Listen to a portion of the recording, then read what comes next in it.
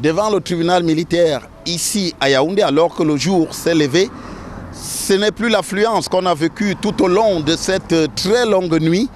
Les décisions du tribunal militaire ont été prises et effectivement, les suspects ont été placés pour certains en détention préventive. C'est le cas de Jean-Pierre Amougou Belinga, du commissaire divisionnaire Maxime Eko, directeur général de la direction de la recherche extérieure, mais du lieutenant-colonel Justin Danoué et de tous les membres du commando. Ceux-ci sont respectivement accusés pour Jean-Pierre Amougou Belinga de complicité d'actes de torture, pour le lieutenant-colonel Justin Danoué et tous les membres du commando, de filature, d'enlèvement et de torture.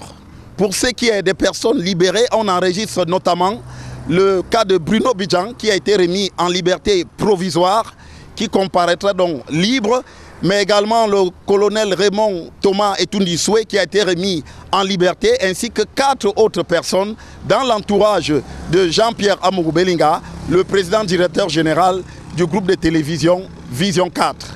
C'est une nuit très longue qu'on a vécue ici. Il a fallu attendre au moins 23 heures pour noter l'arrivée d'un juge d'instruction qui a donc pris la place de Joël Bias, qui était soupçonné de collusion avec certains suspects. Et c'est au bout donc de plusieurs heures, puisque ce n'est qu'à 6 heures, que les uns et les autres ont donc pu être placés en détention et d'autres libérés pour qu'on connaisse enfin l'issue de cette affaire spectaculaire qui a mobilisé l'attention de l'opinion depuis pratiquement un mois. Désormais, les mises en détention passeront 6 mois avant l'ouverture du procès.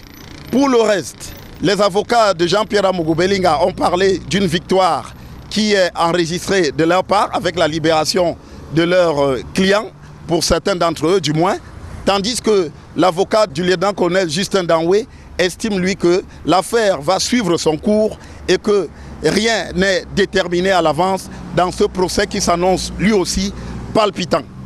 Devant le tribunal militaire, pour Equinox Télévision, Rodrigue Ngassi, Joël Essengue, Guy Zogo.